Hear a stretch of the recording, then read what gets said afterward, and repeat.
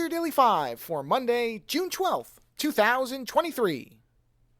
As part of prep for a couple of upcoming reviews that Len Kabasinski and I will be doing, we watched a few movies, one which I've already reviewed, Undefeatable, so I'm not going to review that one again, but one that I had never seen before, a shot-on-video film, or movie, I guess wouldn't be a film, since I don't think there was actual film involved. Also, I'll say shot-on-video movie from 1985 called Justice Ninja Style, which has recently gotten a Blu-ray release on Vinegar Syndrome. So I watched the 86-minute version, which I believe is the now considered extended version. I think. I didn't buy the Blu-ray. Len did, so he may be able to fill more of the backstory in on this. But this is, oh boy, shot on video, I'll just admit, is not really my thing. I know there's a lot of people who like it. I think it's mostly enjoyed by people to laugh at as opposed to actually admire. And many of the problems with shot on video are present in Justice Ninja Style. The acting, the sound, the score is clearly a Casio or Yamaha keyboard that was probably bought $10 secondhand.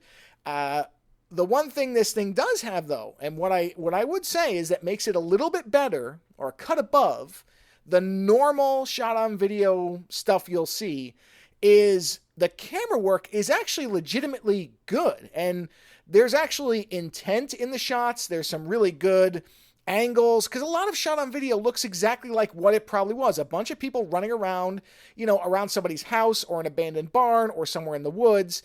And there's really not much thought, as far as you can tell, in how the shot is framed. They're really just trying to grab the footage they can because maybe they don't want the cops to show up, or, they're not really paying attention or don't really know what they're doing.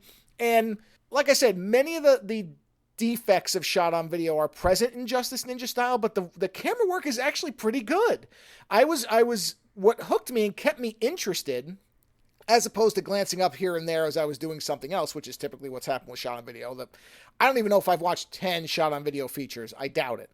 But this one really had some good camera work. There was intention to it. The camera was placed in different, angles. It was up high. It was down low. There was, actual thought put into what the camera was pointing at. Now, what the camera ended up pointing at as far as dialogue and story, yeah, that's really thin. I mean, there really is nothing to it.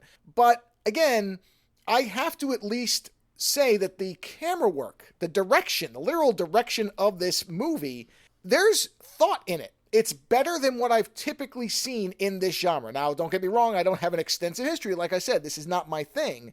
But from the ones I've seen, this impressed me at least, that the person who was manning the camera was doing so with an idea of what a movie should look like. Now, it doesn't always work, but even the editing is less janky and harsh than other movies I've seen like this, and even movies that are better, that are quote-unquote have a budget or more than this. The editing is actually done, I think, fairly well.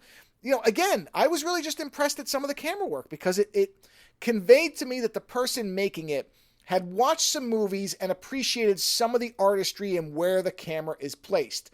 A lot of people don't think about that, but that is a big component of direction, is where is the camera placed? How do you do interesting shots? How do you not just have it all be static and in the same, eye level all the time with no real movement, no real idea on how to create an interesting scene? And that stuff is here.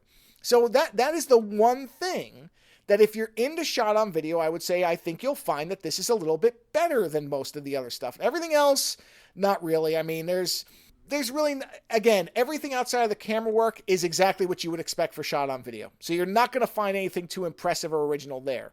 But that camera work is something where I would say, okay, if somebody was saying, oh, I want to watch, I would like to see what, shot on video is like, I'd say, well, you might want to watch this, because the camera work at least is something impressive. Impressive, on obviously at its level. I'm not comparing this to Scorsese or anything, but for what this genre usually produces and other examples that I've seen, this is better.